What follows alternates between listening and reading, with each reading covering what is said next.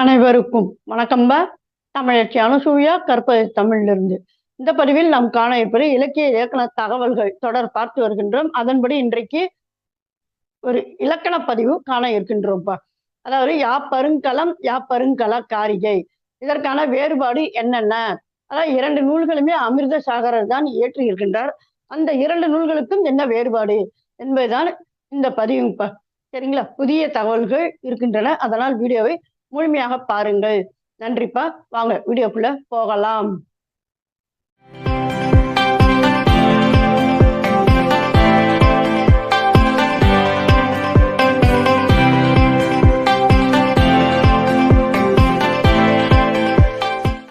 இப்ப பாத்தீங்கன்னாக்க என்னென்ன வேறுபாடு அப்படிங்கிறது அதற்கான தலைப்பு, இது பொருள் தலைப்பு.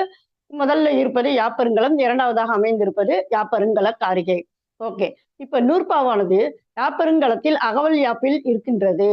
யாப்பருங்கல காரிகையில் கட்டளை கலித்துறை யாப்பில் அமைந்திருக்கின்றது. அவையடக்கம் இங்கே கூறப்படவில்லை, யாப்பருங்கல காரிகையில் கூறப்பட்டுள்ளது. நூலாசிரியரின் பெயர் யாப்பருங்கலத்தில் கூறப்பட்டுள்ளது, யாப்பருங்கல காரிகையில் கூறப்படவில்லை. உதாரணங்கள் நூல் ஆசிரியரால் யாப்பருங்கலத்தில் பாடப்பெறவில்லை, யாப்பருங்கல காரிகையில் பாடப்பெற்றுள்ளன. மகடு முன்னிலைகள் நூற்பாக்களில் இடம்பெறவில்லை, அதாவது யாப்பருங்கலத்தில். யாப்பருங்கல காரிகையில் இடம்பெற்றுள்ளன.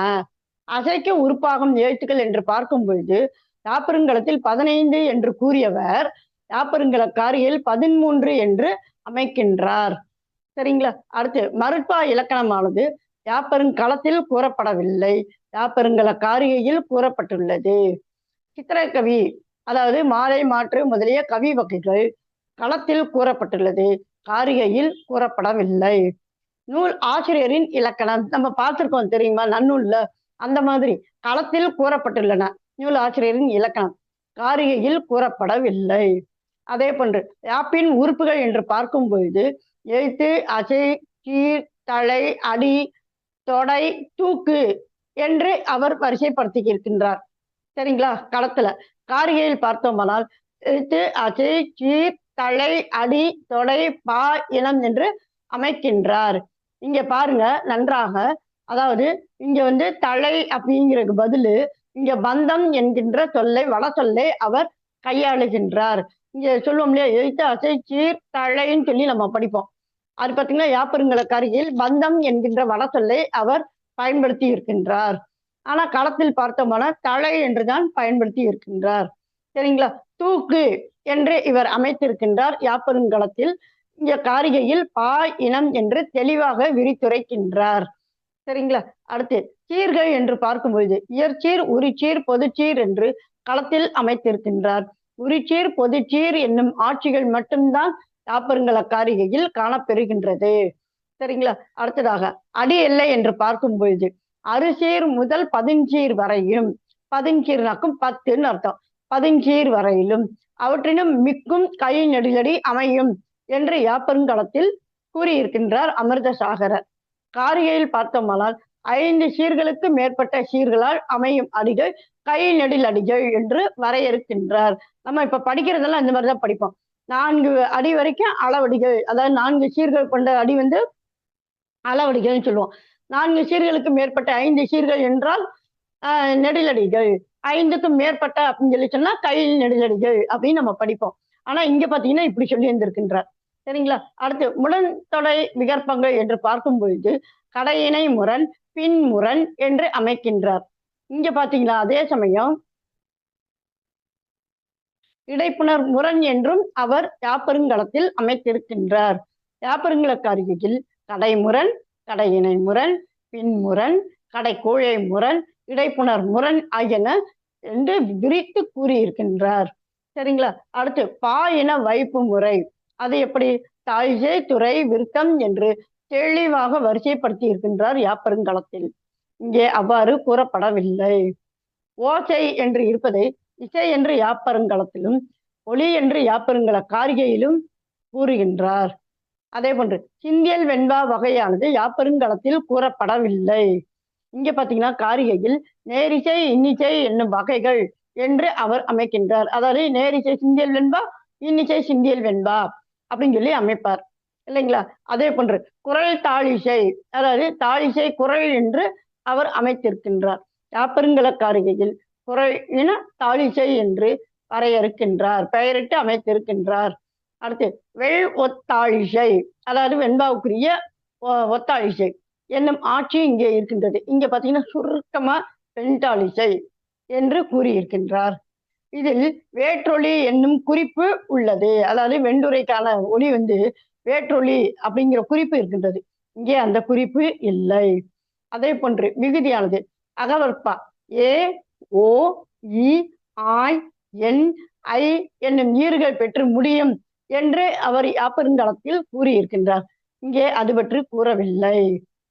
அடுத்ததாக அடிமறி மண்டிலம், மண்டிலம் என்று வரையறைப்படுத்துகின்றார். இங்க அடிமறி மண்டிலம் அப்படின்னு மட்டுமே தான். சரிங்களா? அதே போன்று வெண்களி கலிவெண்பா என்று 2 பெயர்கள் உள்ளன யாப்பருங்கலத்தில். வெண்களி என்ற பெயர் மட்டுமே இங்கு குறிக்கப்பெற்றுள்ளது. அடிப்பெருமை கூறப்படவில்லை. அடிப்பெருமைன்னு என்ன அர்த்தம்? குறைந்த அளவு எவ்வளவு, அதாவது மினிமம் எவ்வளவு, மேக்சிமம் எவ்வளவு என்று கூறுவதுதான் அடிப்பெருமைன்னு சொல்லுவோம், இல்லைங்களா? அந்த மாதிரி அடிப்பெருமை அப்படின்னு சொல்லி சொன்னா மேக்சிமம் எவ்வளவு அதிகமான அளவு அடி எல்லை அப்படிங்கிறது தான் அடிப்பெருமை. இங்கே யாப்பருங்கலத்தில் கூறப்படவில்லை. யாப்பருங்கல காரிகையில் உள்ள கருத்தின் அளவே, அதாவது பாடுவனது உள்ள கருத்தின் அளவே என்று யாப்பருங்கல காரிகையில் கூறியிருக்கின்றார். வாய்பாடுகள் என்று பார்த்தோமானால் தேமா புளிமா இடம்பெறவில்லை. இங்கே தேமா புளிமா இடம்பெற்றுள்ளன. அதே போன்று வெண்பாவனுடைய ஈற்று சீரானது அந்த வாய்பாடுகள் இங்கே யாப்பருங்கலத்தில் கூறப்படவில்லை. காரிகையில் காசு பிறப்பு என்னும் வாய்பாட்டில் அமையும் என்று கூறியிருக்கின்றார், இல்லைங்களா? நாள் மலர் காசு பிறப்பு என்னும் வாய்பாடுகள். அதே போன்று சீர்கள் இயற்சீர் உரிச்சீர் பொதுச்சீர் என்று சீர் 3ஆகும் என்று கூறியிருக்கின்றார். சரிங்களா? தலை என்று பார்க்கும் பொழுது 7 வகைப்படும். இங்கே அதை தான் 7 வகைப்படும் என்று கூறுகின்றார். அடுத்து அடை வகை என்று பார்த்தோமானால் குரலடி, சிந்தடி, அளவடி, நெடிலடி, கழி நெடிலடி. இங்கேயும் அதைத்தான் அவர் கூறியிருக்கின்றார். சரிங்களா? அடுத்து பாத்தீங்கன்னாக்கா பாவகையானது வெண்பா, ஆசிரியம், களி, வஞ்சி என்று 4 வகைப்பா. இங்கேயும் அதைத்தான் அவர் கூறியிருக்கின்றார். அடுத்து வெண்பாவனுடைய வகைகள் என்று பார்க்கும் பொழுது குறள், சிந்து, இன்னிசை, நேரிசை, பக்குரடை என்று யாப்பருங்கலத்தில் கூறப்பட்டிருக்கின்றது. யாப்பருங்கலத்தை போல தெளிவாக வகைகளை தொகை சுட்டியும் வரிசைப்படுத்தியும் வரையறுத்து இலக்கணம் கூறவில்லை. சரிங்களா? அது இப்ப வெண்பா வகை. அடுத்தது அகவல்பா வகைகள் நேரிசை, இணைக்குறள், மண்டிலம், நிலை மண்டிலம் என்று இங்கேயும் அதே போன்றுதான், இல்லைங்களா? அடுத்து களி வகைகள் என்று பார்க்கும் பொழுது ஒத்தாழிசை களி, வெண்கலிப்பா, கொச்சை கலிப்பா என்று 3 வகைகள் கூறியிருக்கின்றார் யாப்பருங்கலத்தில். அதே போன்றுதான் யாப்பருங்கல காரிகையிலும். சரிங்களா? ஆக இது வரைக்கும் பாத்தீங்கன்னாக்கா மேல நம்ம என்ன பார்த்தோமோ அந்த மாதிரியான சில வேறுபாடுகள் காணப்படுகின்றன. யாப்பருங்கலத்திலும் யாப்பருங்கல காரிகையிலும் காணப்படுகின்றன. யாப்பருங்கலத்தை விட யாப்பருங்கல காரிகையே சிறந்தது என்று கூறுவார்கள்.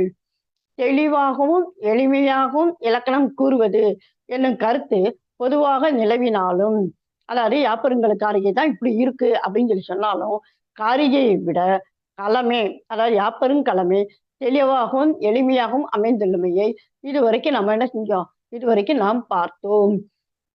என்ன காரணம்? ஏன் யாப்பருங்கல காரிகைன்னு சொல்லி சொல்றதுக்கு என்ன காரணம் அப்படின்னா, களத்தின் சிறப்பை உணர்த்தி மிக விரிவான விருத்தி உரை ஒன்று இருந்தது. அது மறைந்து விட்டது. சுருக்கமான உரையை பெற்றுவிட்ட காரிகையே சிறந்தது. அதாவது யாப்பருங்கல காரிகை. ஏன் எளிமையாகவும் தெளிவாகவும் இலக்கணம் கூறுவது என்கின்ற ஒரு தோற்றமானது ஏற்பட்டு விட்டது. எனவே யாப்பருங்கலத்தை விட யாப்பருங்கல காரிகையே சிறந்தது என்கின்ற ஒரு கூற்று என்று நிலவி அதன் பெயரும் என்று நிலையாகிவிட்டது. ஏன்னா யாப்பு அப்படின்னு சொல்லி சொன்னா யாப்பு நூல் அப்படின்னு சொன்னா என்ன செய்வாங்க எல்லாரும்? யாப்பருங்கல காரிகையை தான் கூறுவார்கள். சரிங்களா? சோ காரணங்கள் பாத்தீங்கன்னா 2 காரணங்கள் இங்கே கூறப்பட்டிருக்கின்றன. இப்ப சரிங்களா? இந்த யாப்பருங்கல காரிகை தொடர்பான வீடியோக்கள் பாத்தீங்கன்னா வினா வடிவில் நம்முடைய வலைவழி பக்கத்தில் இருக்கின்றனப்ப. அதே போன்று அந்த நூலினுடைய சூத்திர வகை அடிப்படையிலும் பாத்தீங்கன்னாக்கோ இந்த விளக்கங்களும் இருக்கின்றன. அவற்றின் இணைப்பை இணைக்கின்றேன், இணைத்து படியுங்கள். சரிங்களாப்ப? மீண்டும் ஒரு புதிய பதிவில் சந்திப்போம். நன்றி, வணக்கம்.